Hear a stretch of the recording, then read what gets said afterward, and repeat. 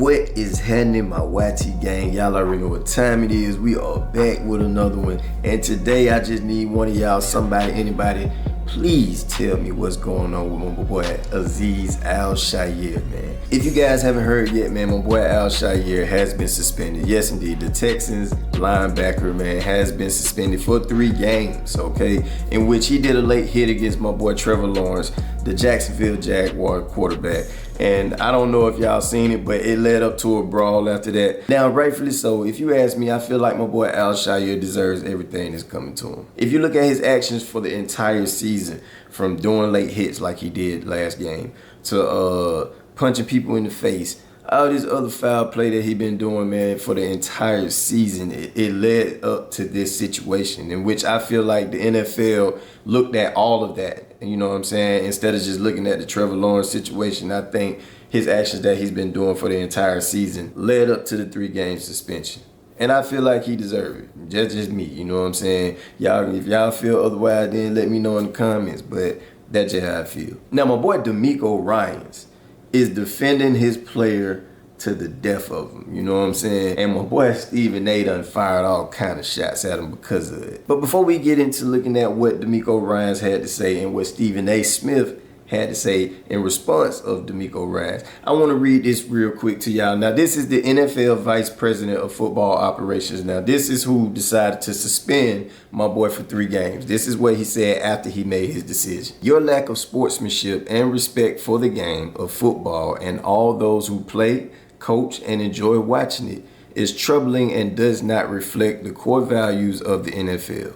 Your continued disregard for the NFL playing rules put the health and safety of both you and your opponents in jeopardy and will not be tolerated. Now, this decision was made after the head coach DeMeco Ryans said what he had to say about the whole situation. Now, let's take a look at the video of what he had to say before they decided to come up with this 3-game suspension.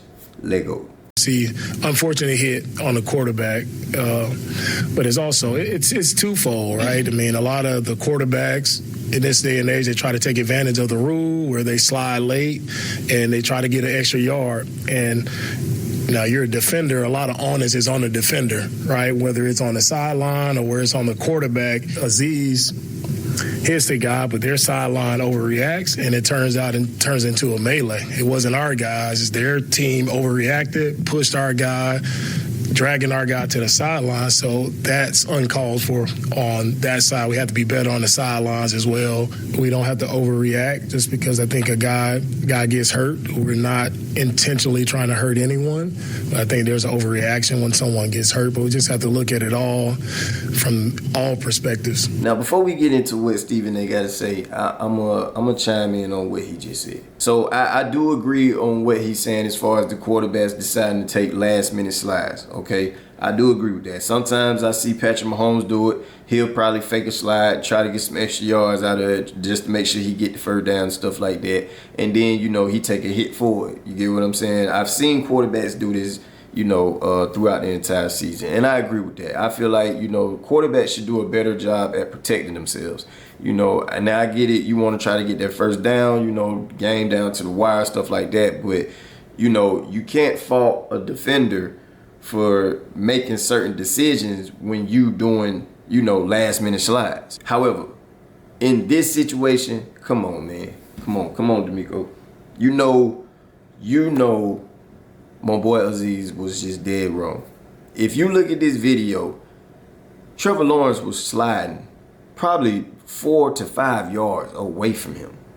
This is a whole different situation. I feel like he had enough time to make adjustments to either just jump over Trevor Lawrence, even if he was committing to the tackle. I feel like 5 yards is enough yards to be able to make a last-minute decision and dodge a player, especially when it comes to a quarterback. Come on, man. I know, you know, in this sport, you know, everybody want to get at the quarterback. Everybody wants to, but not like that. That's unacceptable in my eyes. I don't appreciate it. In my eyes, it kind of shows me who you are as a person, you know. And this is something that he does on a regular basis. This is not a one-time thing, all right? And the coach know that. That whole organization know that. But now you're trying to defend his honor, and you know he's out there playing dirty. That's just not cool. He could have permanently damaged this young man. You get what I'm saying? Like, that could have been life-threatening.